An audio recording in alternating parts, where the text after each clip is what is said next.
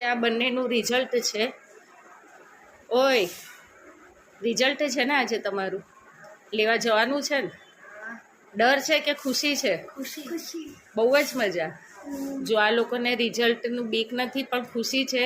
ખુશ એટલા માટે છે, સામે જો, ખુશ એટલા માટે છે કે રિઝલ્ટ પણ છે અને નવા ક્લાસમાં પ્રવેશ કરવાનો છે, હે ને? એટલે ખુશ છો ને?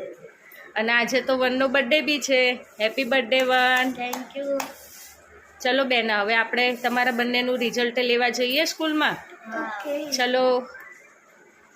બેનાની સ્કૂલમાં પહોંચી ગયા છે, દેવશિયા ઇન્ટરનેશનલ.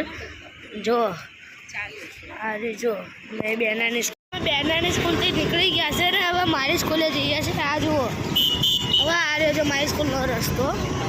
હવે મારી સ્કૂલે જઈએ છે. ચલો મળીએ મારી સ્કૂલે જઈ. હેલો ગાઈઝ, હવે મારું રિઝલ્ટ મારા સ્કૂલમાંથી લઈ લીધું છે. હવે ભૈયાની સ્કૂલમાં આવ્યા છે. હવે એમનું રિઝલ્ટ લેવાનું, તો મળીએ પછી. જુઓ છો તમે બંને? મસ્ત છે. કેવું છે? સરસ આવ્યું છે ને? તો તમે કંઈ કહેવા માંગો છો રિઝલ્ટ વિશે?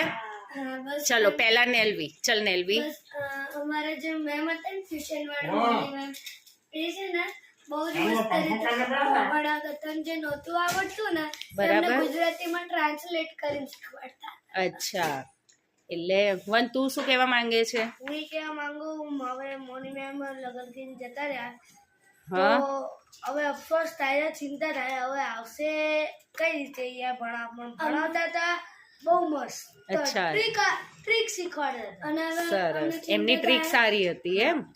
હવે અમને ચિંતા થાય કે અમે કેવી રીતે રિઝલ્ટ સારું તો તમે ત્યાં જતા રહો ભણવા મેડમ જોડે. અમે સુરત તો ના જઈ શકીએ ને. તો એમને બોલાવો પાછા. કો અચ્છા, કહેજો. બરાબર.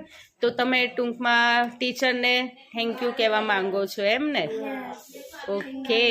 ટીચરનું સારું લાગ્યું ને? ટીચરનું રિઝલ્ટ સરસ સરસ. ચલો.